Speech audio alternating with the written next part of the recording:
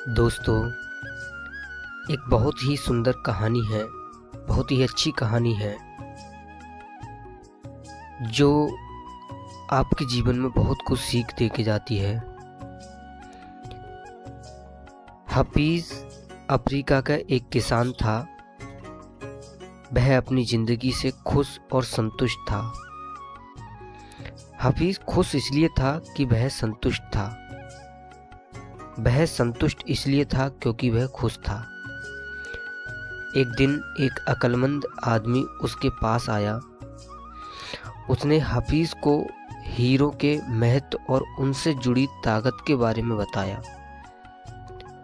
उसने हफीज से कहा, अगर तुम्हारे पास अंगूठे जितना भी बड़ा हीरा हो तो तुम पूरा शहर खरीद सकते हो, और अगर तुम्हारे पास मुट्ठी जितना बड़ा हीरा हो तो तुम अपने लिए शायद पूरा देश ही खरीद लो।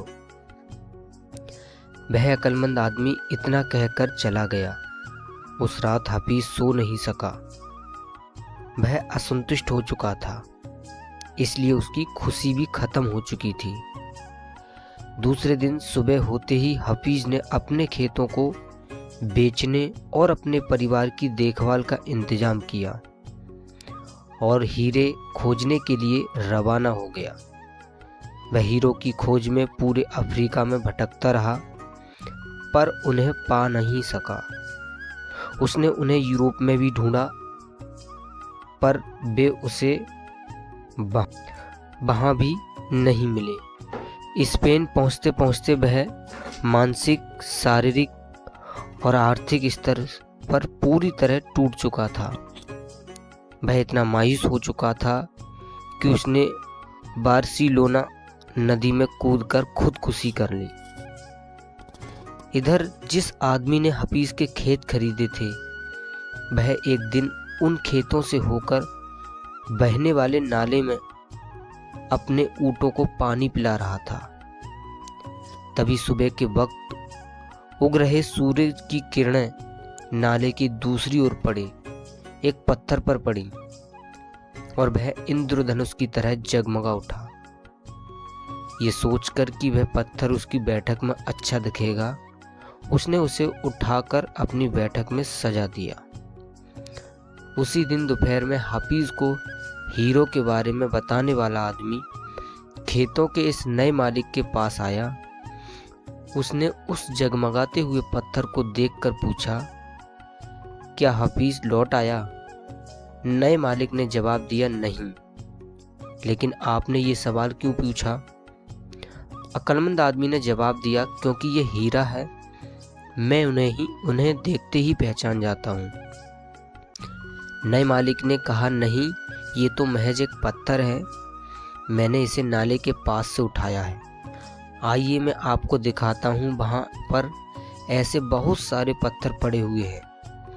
उन्होंने वहाँ से नमूने के तौर पर बहुत सारे पत्थर उठाए और उन्हें जांचने परखने के लिए भेज दिया। वे पत्थर हीरे ही साबित हुए। उन्होंने पाया कि उस खेत में दूर दूर तक हीरे दबे हुए थे।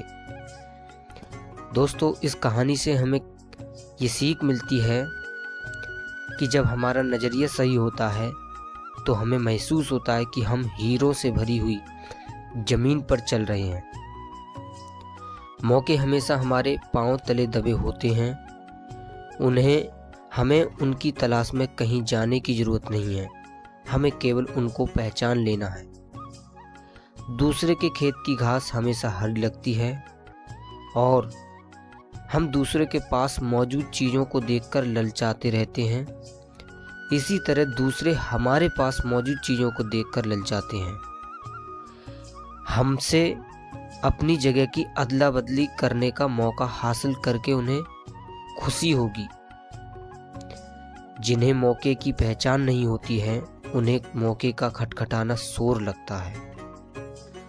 मौका जब आता है तो लोग उसकी अहमियत नहीं पहचानते, और जब मौका जाने लगता है तो लोग उसके पीछे भागते हैं।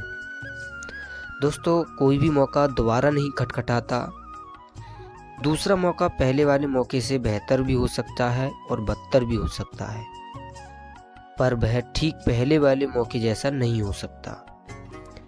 इसलिए सही वक्त पर सही फैसला लेना बेहद ज़रूरी होता है, क्योंकि गलत वक्त पर लिया गया सही फैसला भी गलत फैसला बन जाता है। तो सोचिएगा ज़रूर और मौके का फ़ायदा उठाइएगा।